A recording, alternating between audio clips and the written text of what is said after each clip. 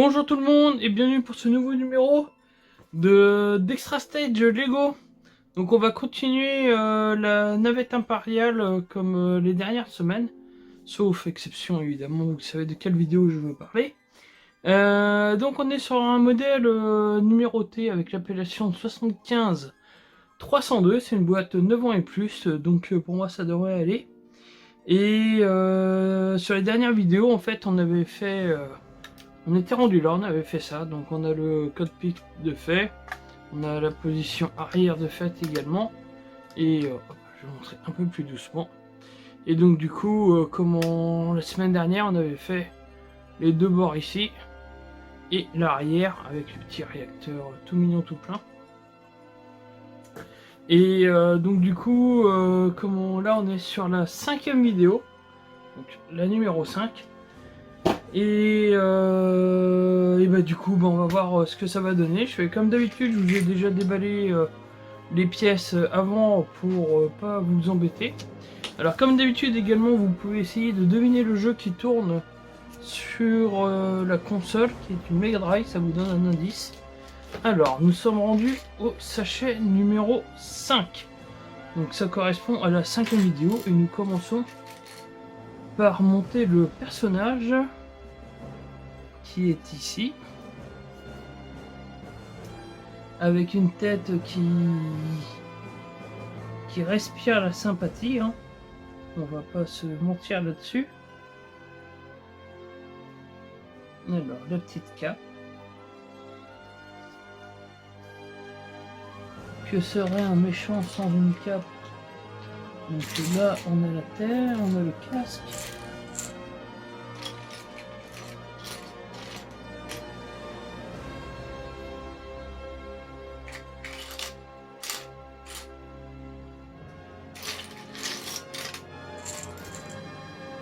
Alors, la tête est vraiment très palo. Normalement, je devrais pouvoir la trouver quand même. Ah, là, là.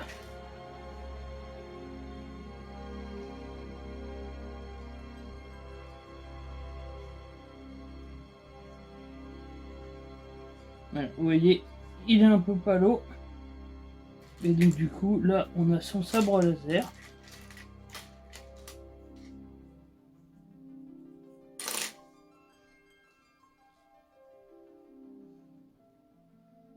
Beau sabre laser. Hop, il va aller rejoindre mon petit support. Comme je vous l'ai montré, j'ai acheté deux petites plaques pour tenir mes persos Lego. Deux petites plaques Lego qui m'ont coûté cher quand même, puisque du coup ça m'a mis une facture d'un peu plus de 100 € pour deux plaques. C'est un peu surprenant, mais pour ceux qui me suivent sur Twitter, vous savez de quoi je parle. Donc du coup, voilà que c'est fait, et on va passer à la construction même. Ce qui m'intéresse le plus, parce que les persos en eux-mêmes ne m'intéressent pas plus que ça. Alors un truc qui m'intéresse, ça a été officialisé il y a quelques jours de ça. Alors il y avait eu déjà des bruits de couloir, enfin on savait que ça allait arriver, enfin on savait, en tout cas moi je le savais. Donc du coup, ce qui a été officialisé, ce qui va sortir le 1er avril, c'est une boîte de Lego sur le thème de Retour vers le futur. Et donc du coup, la DeLorean va être disponible en Lego sur un modèle qui comporte 1800 pièces pour un tarif de 160 €. Là, vous pouvez voir en haut à gauche quelques images de la voiture en question. Moi j'ai bien envie de me la prendre. Alors c'est ce que je faisais remarquer à ma femme en fait. Je pense que, parce que là j'ai quelques modèles en attente, et donc du coup je pense que je vais me faire un garage pour les voitures du cinéma en Lego, puisque il y aura la DeLorean que je vais prendre. Il y a les deux Batmobiles qui attendent déjà. Et après, j'aimerais bien me prendre aussi la voiture d'SES Fantôme. Donc du coup, il y a de quoi faire un petit garage sympathique quand même. Alors, donc du coup, ça, on met ça comme ça. Alors théoriquement, ça devrait être une pièce assez fine. Hein. Parce que là, on est sur l'aileron. Alors je suis pas sûr que ce soit très solide, notre histoire. Là. Mais bon, normalement, je fais confiance à Lego pour leur plan, malgré qu'il avait fallu que je modifie le Yoda. Je sais pas si vous vous en rappelez, mais j'avais dû décaler des pièces en rajoutant quelques-unes pour avoir une meilleure solidité sur les joues de Yoda.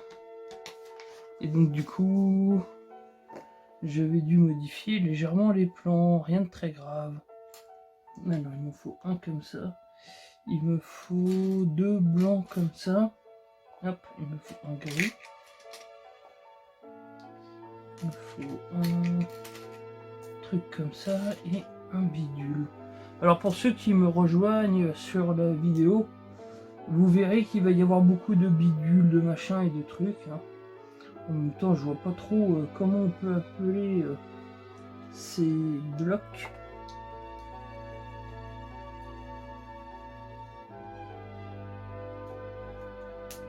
Alors quand je vous disais que ça allait être très fin, là pour le coup, là on est vraiment sur une tranche. Hein. Et il trouve le moyen de nous en rajouter encore un en dessous. Alors, là. Alors ça c'est bien parce que on pose le truc dessus et on voit direct si c'est la bonne taille ou pas. Là en l'occurrence, ça n'était pas le bon et là, ça l'est. Donc là il m'en faut hop un comme ça et là je le mets au 5e et je l'emboîte pas à fond. Et là je le mets au 3e ici. Comme ça. Et là, maintenant, il va falloir que je le pousse. Voilà, là il est verrouillé.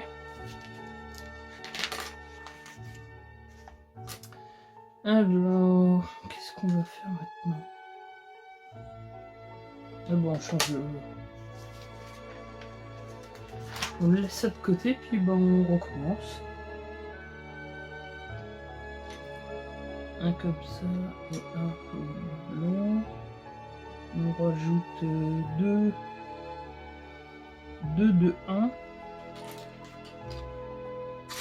Alors, il faut qu'on trouve 2 de 1. Donc là, 1, 2, 1. Et là, le deuxième de 1. Donc, ce qui fait 2 de 1.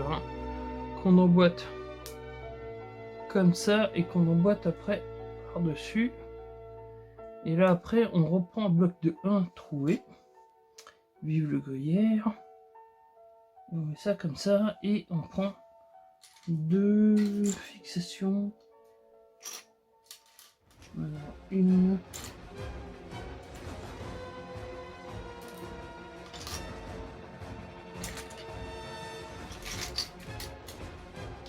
Et 2.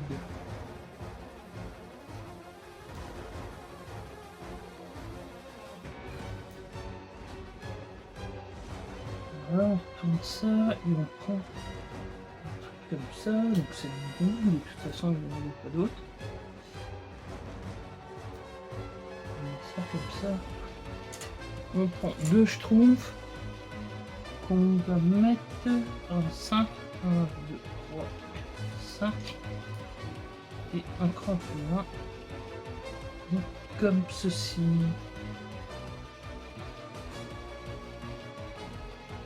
Là, il nous faut 3 de 2.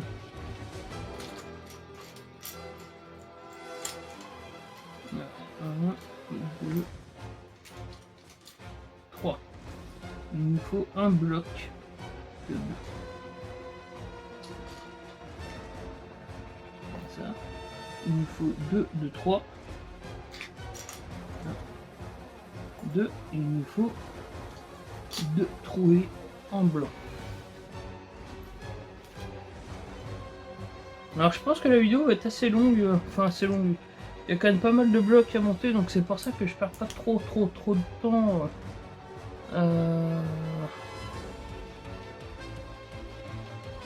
sur les recherches et tout ça. Alors, donc ça c'est comme ça. Donc les deux, on les met par-dessus, on met le bloc, et après on remet le bidule. Et ça, on vient l'emboîter ici. Et on pousse celui-ci comme ça. Donc voilà ce que ça donne. Alors, et ça du coup on prend le premier. Voilà, là il me reste un. Donc ça on met ça comme ça qu'on emboîte. D'accord. Et lui on le pousse. Et ça forme ceci. Alors on va commencer ça et puis après on va faire la première pause. À savoir que normalement alors comment je devrais bientôt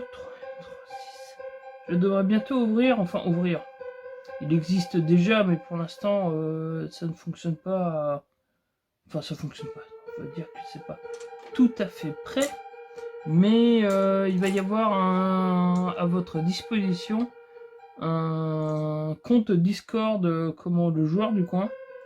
Donc du coup si vous voulez parler avec moi sur le jeu vidéo, sur Fighter Z, sur les mangas, sur Final Fantasy ou autre chose, et ben on pourra se rejoindre là-bas. Et donc du coup, comment ça sera l'occasion de parler de plein de choses. Donc je travaille dessus, je travaille dessus. C'est pas moi qui travaille le plus dessus, c'est un copain. Et c'est qu'on est en train de mettre ça en place, et donc du coup normalement la semaine prochaine je devrais pouvoir vous dire que c'est ok et que vous allez enfin pouvoir me rejoindre dessus. Alors première pause, donc du coup la semaine dernière, qu'est-ce qu'on a eu sur la chaîne? Dimanche on n'a rien eu, je vous ai dit que je vous laissais tranquille. Mais jeudi, il y a eu le test du meilleur jeu de tous les temps pour moi. Donc je vous laisse deviner, comme d'habitude. Le meilleur jeu de tous les temps, c'est Final Fantasy VII. Donc là, ça pourrait faire Final Fantasy XIV, qui est un excellent MMORPG, mais qui a la réputation d'être un excellent MMORPG. Moi, j'y ai pas spécialement joué, mais on va s'attarder sur Final Fantasy VII. Donc du coup, vous pouvez retrouver quelques images. Alors le test, je sais pas si je l'ai spécialement réussi ou pas, parce que ma passion pour FF7 est tellement énorme que c'est le genre de jeu que j'aimerais vraiment pouvoir parler en live avec du monde, histoire d'échanger avec ceux qui sont vraiment passionnés par ce jeu. J'attends pas non plus spécialement les personnes qui l'aiment pas, ou enfin, je pars du principe que si on n'aime pas un type de jeu, on passe son tour, on passe son chemin, et puis on va plutôt voir ce qui nous intéresse. Mais c'est vrai que je considère vraiment que dans la vie d'un joueur, il y a des jeux qui changent la vision qu'on a du jeu vidéo, qui nous apportent quelque chose, et ça peut dépendre de plein de choses, hein. C'est pas forcément que le jeu, si on est dans un contexte plutôt favorable, si ça roule bien pour nous, qu'on est dans des trucs, ou même l'inverse, hein, si ça va plutôt mal et que le jeu nous permette de nous changer les esprits, ça peut influencer. Alors moi, il n'y a rien eu de tout ça. J'ai acheté FF7, je suis tombé vraiment amoureux du caractère design des persos, je l'avais vu dans Console Plus. Comme je l'ai souvent dit, j'avais revendu ma Saturn à l'époque avec tous les jeux pour pouvoir m'acheter la PS1 avec ce jeu, cet unique jeu. Je suis arrivé dans le magasin, j'avais 3-4 jeux de Saturn, j'avais la console et tout, je suis ressorti du magasin, j'avais ma carte mémoire de la PS1, la PS1 et Final Fantasy VII. Et ce jeu m'a changé la vie, enfin réellement, hein, c'est pas j'adore j'aime ce jeu, pour moi c'est vraiment une passion, c'est vraiment devenu la passion dans la passion. Avec ma femme, on aime tellement ce jeu qu'on a appelé notre fils Zach, donc c'est vraiment un rapport direct avec FF7, hein. Et c'est vraiment un jeu pour moi qui a tellement de bonne qualité, qui a tellement changé en fait ma vision du jeu avec les quêtes annexes et tout. Mais si je continue à m'écarter dessus, en fait, là, vous allez avoir la diffusion entière du 5 minutes chrono je fais pendant la vidéo du Lego. Et c'est vrai que FF7 a tellement apporté, que ce soit en liberté, parce que au final on commence sur Midgar qui est assez restreint, tout comme le remake. Hein. Et après on est sur une grande carte du monde où il y a un patin tous les 50 km. Mais voilà, c'était la liberté, on pouvait faire plein de trucs, il y avait plein de quêtes annexes à faire, la quête des chocobos était hallucinante. Enfin, on faisait notre élevage, on faisait le croisement. Je me rappelle qu'à l'époque, il y a eu un poisson d'avril, comme quoi on pouvait avoir le chocobo blanc qui permettait d'aller dans l'espace, donc c'était n'importe quoi, mais le jeu, enfin les persos les persos sont fabuleux. Alors attention spoiler, mais comment, donc spoil. Voilà, quand on arrive, quand la première fois qu'on fait le jeu, qu'on a passé 50 heures avec nos persos, on a monté Aeris au niveau max, qu'on pouvait, enfin à ce moment-là quoi, et d'un seul coup on était en pleine évolution avec le perso et tout, et l'un des personnages principaux meurt dans le jeu. Et ça a vraiment été un traumatisme, enfin, après avoir eu autant d'attachement, voir Sephiroth embrocher Aeris avec sa grande épée. Enfin voilà, c'est toutes ces émotions qui font que FF7 est vraiment pour moi le meilleur jeu de tous les temps. C'est pour ainsi dire avec Sonic 2 sur Mega Drive, le seul et unique jeu que je recommence régulièrement des jeux de la PS1. Et il n'y a aucun autre jeu à partir de cette génération que j'ai refait régulièrement. FF7 est vraiment... Enfin aucun, si, il y a FF9 que j'ai refait régulièrement, mais nettement moins que FF7. Mais il y a... Enfin FF7 je le refais tous les 2 ans. Je regarde, quand je le recommence, j'en profite pour regarder le film d'animation. Je refais Crazy Score assez régulièrement aussi. Et c'est toute cette ambiance au niveau d'FF7, tous ces persos qui sont ultra attachants, sauf Katsei qui est un trait. Attention, c'est pas aussi un spoil. Et c'est tous ces trucs, tous ces rebondissements, enfin, qui font que pour moi, FF7 est vraiment un jeu à part. Je pourrais jamais réussir à dire à quel point j'aime ce jeu. Et du coup, bah voilà, j'ai fait ce 5 minutes chrono. À mon avis, je pense que j'en ai beaucoup mieux parlé maintenant que pour le test, où j'ai essayé de plutôt présenter un peu les trucs, de parler de l'histoire. Mais dans ce jeu, tout est vraiment fabuleux. Et puis, enfin moi, j'adore tout de ce jeu. Je trouve que la bande son, la musique en l'occurrence Let's Battle Begins, et ma musique de jeu vidéo préférée. Le thème de base des FF est une musique que j'adore écouter aussi. J'écoute des musiques de jeux vidéo vraiment en dehors des jeux vidéo. J'en écoute dans la voiture, j'en écoute quand je fais mes travaux chez moi, j'en écoute vraiment souvent. Et les musiques de FF sont des musiques qui reviennent à chaque fois. Et les musiques de FF7 sont vraiment sont vraiment top. Donc voilà, j'aime ce jeu. Pour moi, c'est le meilleur jeu de tous les temps. Vous pourrez me dire dans les commentaires quel est votre jeu à vous, quel est le jeu qui vous a bouleversé, quel est le jeu que vous considérez comme le meilleur. Je sais que c'est difficile pour certains de s'imaginer dire qu'un jeu est le meilleur, mais tout ça est purement subjectif, c'est mon ressenti par rapport au jeu. C'est vraiment dans des conditions peut-être particulières, enfin voilà. Mais FF7 est et restera, je pense, à jamais le meilleur jeu pour moi. Je vois mal en fait, j'ai du mal à imaginer. Alors j'adore la saga des Final Fantasy, je les achète tous. Il y en a que j'ai pas aimé comme Final Fantasy 12, que je trouve que c'est le pire. Final Fantasy 8 c'est pareil, mais bon, je pense qu'il a souffert du fait de passer juste derrière FF7. Donc je pense qu'il y a eu un peu de ça aussi. Mais j'attends FF16 avec impatience, mais j'ai du mal à penser qu'il pourrait être meilleur que FF7. Le remake est vraiment génialissime, enfin on retrouve vraiment l'ambiance du jeu de base, mais c'est pareil, c'est pas pareil. Ça doit être super. Il y a aussi le côté nostalgie qui joue. Et donc du coup, voilà, pour moi, FF7 reste dans mon cœur de gamer comme mon jeu, comme le meilleur jeu de tous les temps. Il est sorti sur PS1 en 97. Et voilà, FF7, Square Enix, merci pour ce fabuleux jeu. Squaresoft à l'époque d'ailleurs, c'était pas encore Square Enix.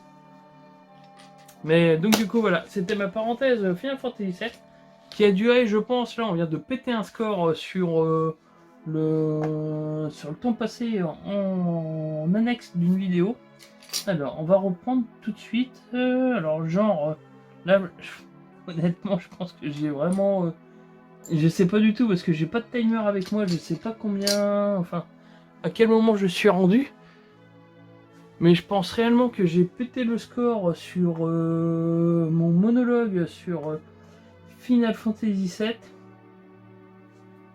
Et voilà, c'est pour ça que j'aimerais que Discord soit en place parce que de parler d'un jeu qu'on aime à ce point-là,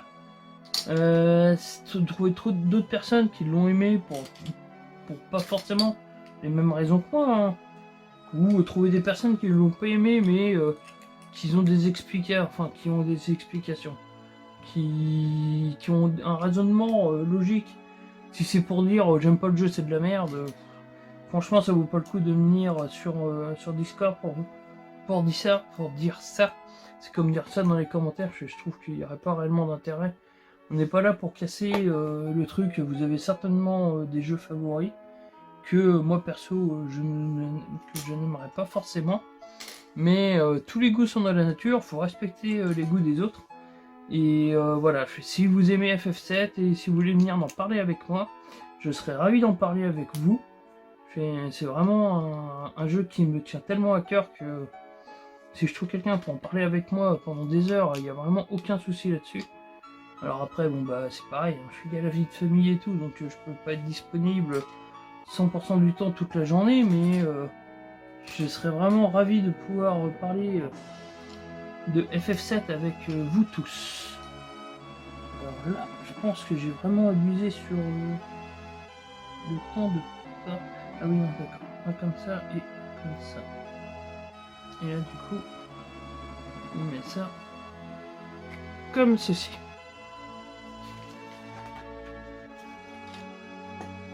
Alors là, il me faut... Alors, heureusement que cette semaine, il n'y a pas eu beaucoup de vidéos parce que en passant autant de temps sur Final Fantasy VII, il n'aurait pas resté beaucoup de temps pour parler d'autres trucs. Enfin, ou sinon, la vidéo va faire 25 heures. Sachant que je vous ai déjà fait les découvertes, les extra stages sur FF7 où je fais l'intégralité du jeu. D'ailleurs, les vidéos, vous pouvez les retrouver en cliquant en haut à droite. Mais du coup, c'est vrai que j'ai aussi fait le 5 minutes chrono FF7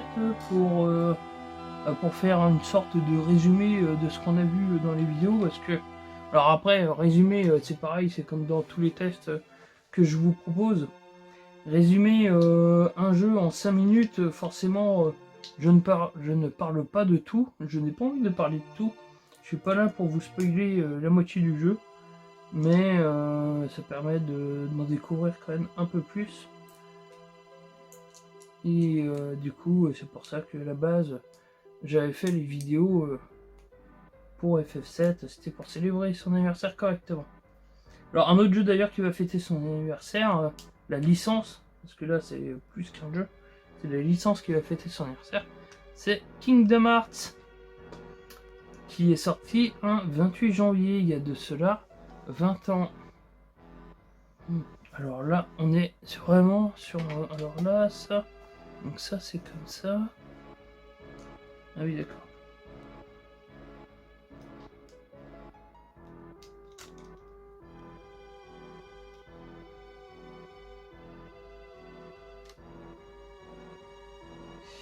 Et du coup, ça, on va l'emboîter. Alors, on va l'emboîter comme ça.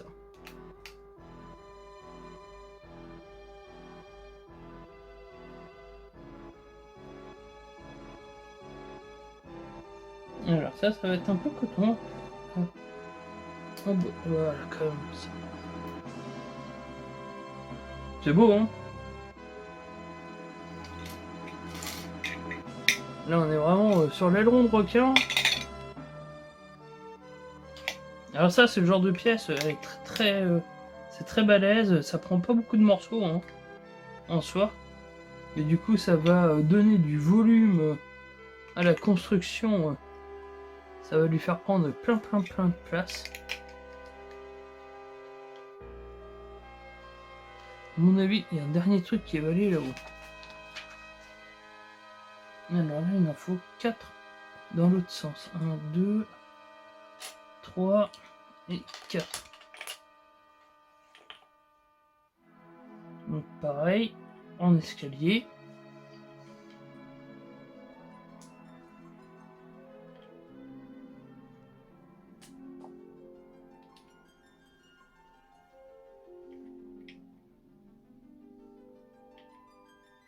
C'est bien, ça fait...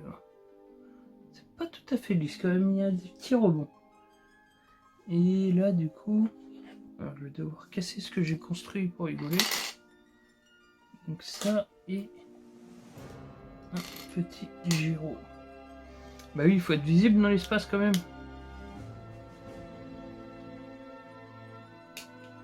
Et voilà.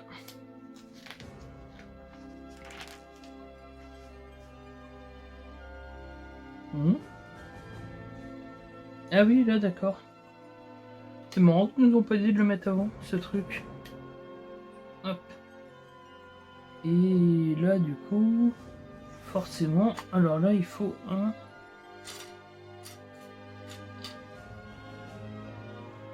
Il faut un 3, il faut un 6, et il faut une pièce vraiment chelou.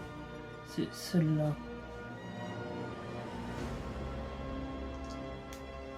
Alors sinon, est-ce que vous voulez que je vous reparle de FF7? Non, je rigole.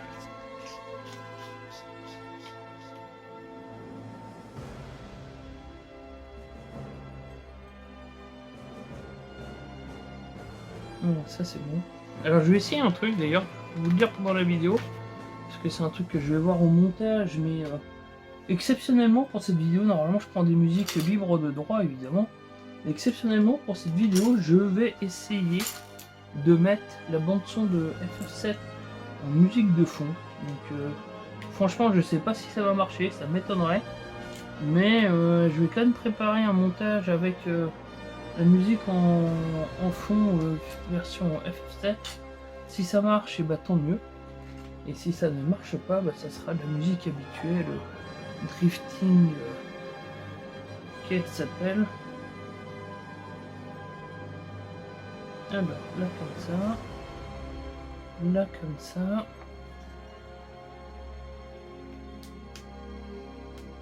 comme ça, et là, comme ceci. Et là du coup on peut la mettre. Alors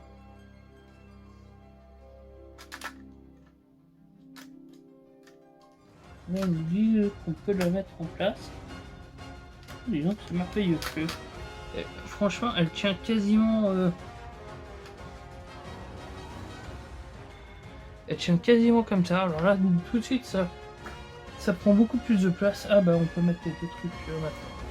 Ok, je me disais que j'allais pas trop y toucher, mais les verrouillages sont sur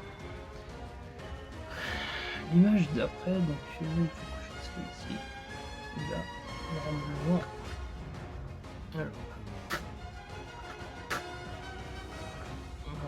Alors là, déjà maintenant, ça ne partira plus, mais on va mettre le deuxième. Et voilà. Là, on se retrouve avec un sacré morceau. Là, vous voyez, ça prend déjà nettement plus de place. Limite, ça va même me faire de l'ombre pour l'éclairage.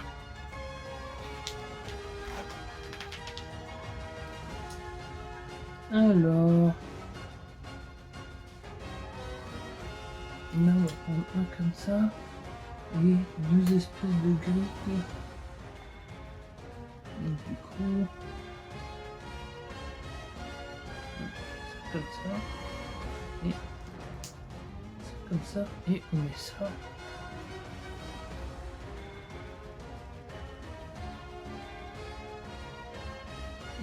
ça ici, comme ceci. Comme ceci, comme ceci. Comme ceci. Ça change pas grand chose, hein, je vous avoue. Mais respectons les choses comme elles doivent l'être. Donc, ça. Bon, là, l'étape, elle est relativement simple. On met ça comme ça. Alors, comme il ne reste plus beaucoup de pièces, et bah, on va refaire une autre pause. Là, en tournant la page de ce magnifique bloc Lego.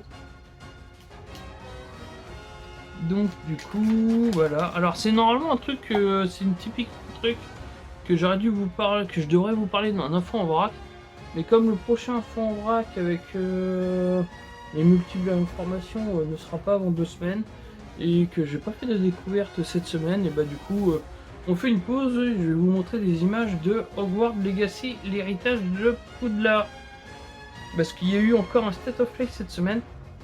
Alors déjà, je trouve que Sony a une communication plutôt bizarre en ce moment. Ils nous ont habitués à faire des gros shows, à faire pas beaucoup de shows, mais d'en faire des gros avec plein d'informations pour en prendre vraiment plein les yeux. Et là, par exemple, le PSVR, ils ont annoncé ça, enfin ils ont montré des trucs comme ça, sans prévenir, alors qu'ils auraient pu mettre dans un petit State of Play, ça aurait pas mal marqué. La semaine dernière, ils ont fait un State of Play plutôt moyen sur des jeux qui n'étaient pas spécialement attendus, qui n'ont pas eu beaucoup d'impact. Et là du coup cette semaine, enfin la semaine dernière, ils nous ont donc là le State of Play avec les jeux qui n'ont pas trop d'impact, c'était 2 semaines. Et la semaine dernière, donc du coup on a eu un autre State of Play, et donc qui était consacré au prochain jeu sur le thème d'Harry Potter, donc Hogwarts Legacy, qui est un espèce de monde ouvert sur le thème d'Harry Potter où en fait on est dans une école de dans une classe de l'école de sorciers, et ça se déroule avant les événements d'Harry Potter, largement avant, et donc du coup il y aura une multitude de trucs à faire, enfin on va pouvoir prendre des sorts et tout. Donc ils ont montré du gameplay, ils ont montré des mini-jeux.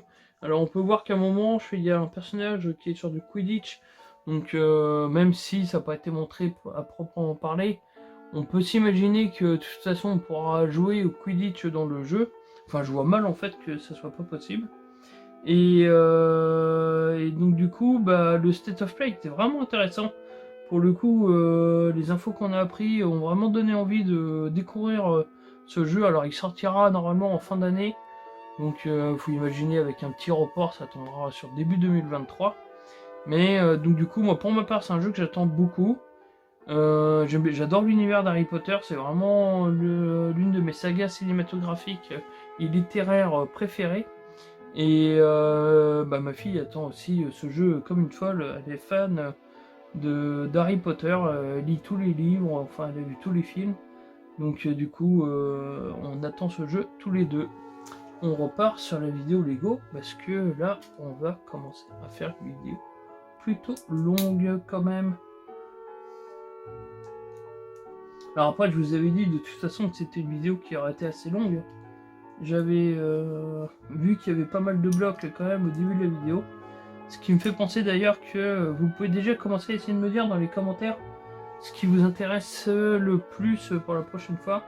Alors j'aimerais vraiment une réponse. Bon, si j'en ai pas, je ferai comme d'hab, je ferai 100. Et vous pouvez venir me le dire sous la vidéo ou sur Discord par exemple. Quand ça sera activé évidemment, parce que là pour l'instant ça ne l'est pas.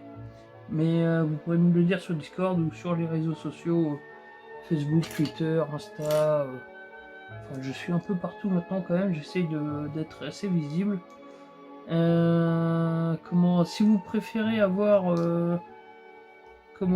une vidéo, la série de vidéos sur la Batmobile Thunder de Christopher Nolan, ou si vous préférez avoir la série de vidéos sur la Batmobile, alors ça sera une Batmobile de toute façon, ça c'est sûr, ou une série de vidéos sur la Batmobile du nouveau Batman. D'ailleurs, au film que j'ai vu, tiens, je peux vous en parler vite fait de ça aussi, je vous ai mis une petite photo ce week-end, comme quoi j'avais enfin pu voir le film, donc il est vu, il est regardé, Alors, je suis un fan inconditionnel de la série des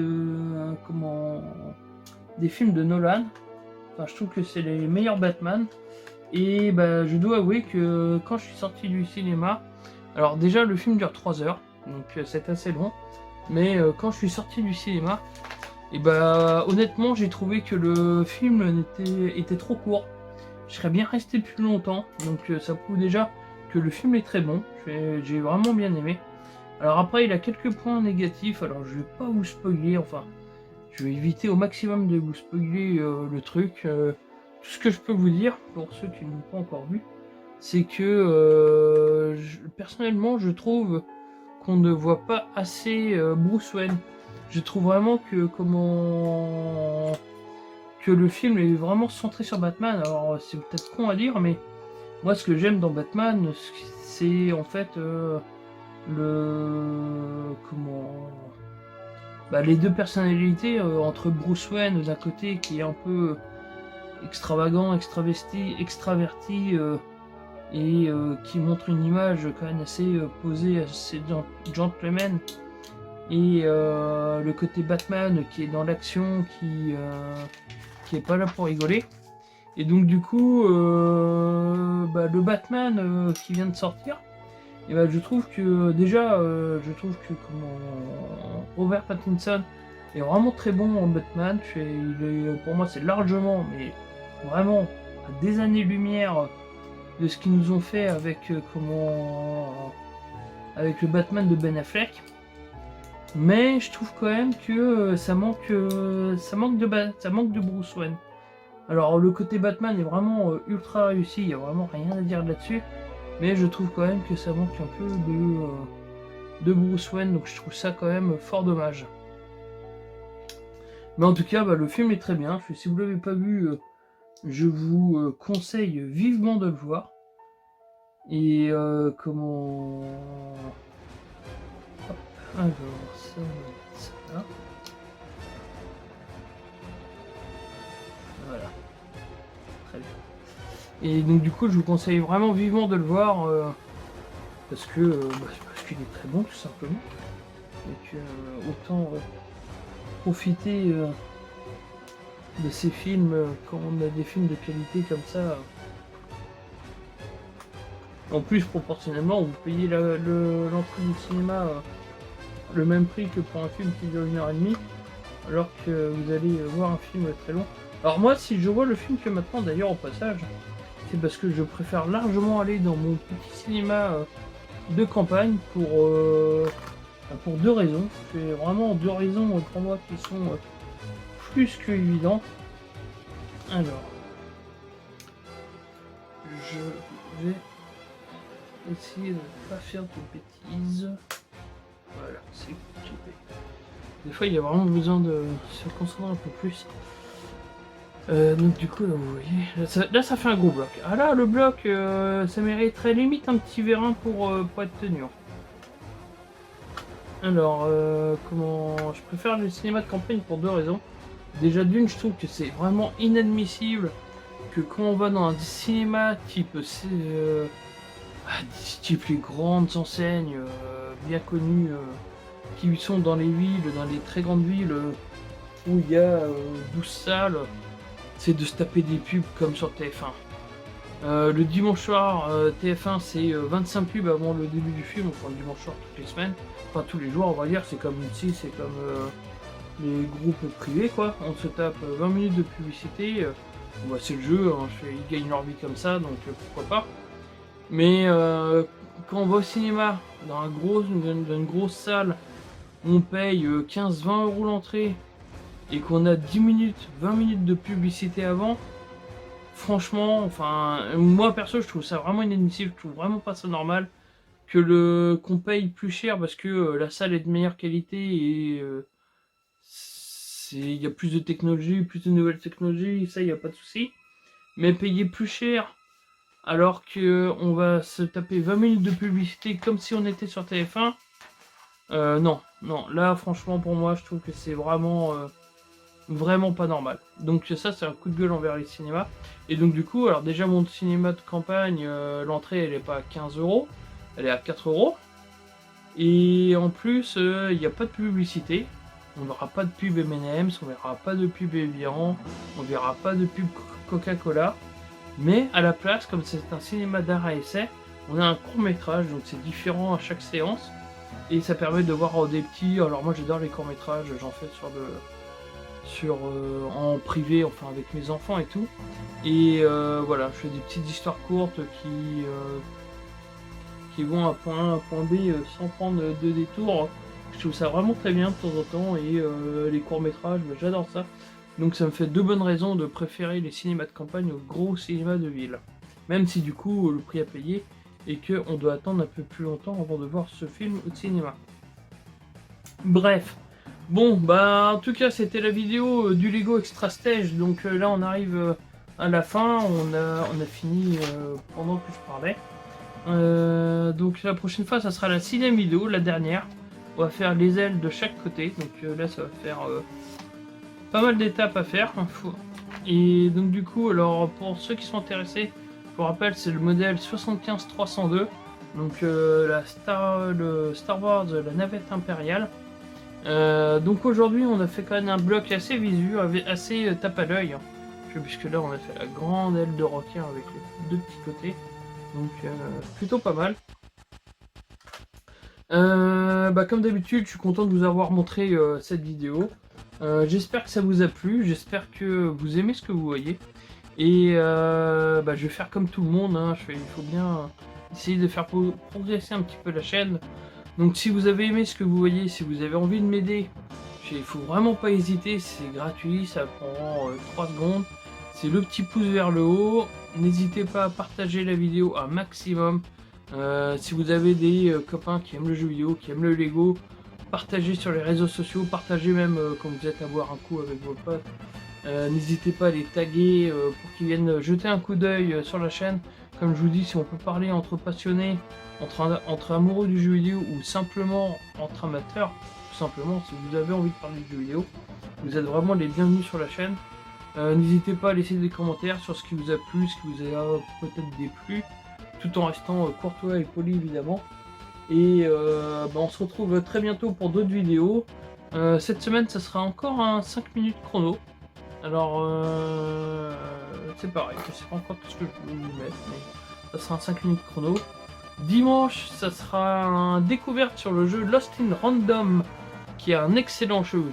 D'ailleurs je vais vous en parler beaucoup de ce jeu. C'est un jeu qui est sorti il y a quelques temps. En tout cas voilà, c'est la fin de la vidéo. Donc on se retrouve très bientôt pour plein d'autres choses, plein d'autres actualités. N'hésitez pas à venir me rejoindre sur Facebook avec le joueur du coin. Sur Twitter c'est Noctis35380. Sur Instagram c'est le joueur du coin également. Et très bientôt sur Discord, et encore un peu plus tard, je pense que d'ici 2-3 semaines sur Twitch. On va essayer de faire des lives sur les vidéos Lego, donc ça pourrait être pas mal. Voilà, à très bientôt, à très vite, et n'oubliez pas, le jeu vidéo, ça se joue avant tout. Allez, salut!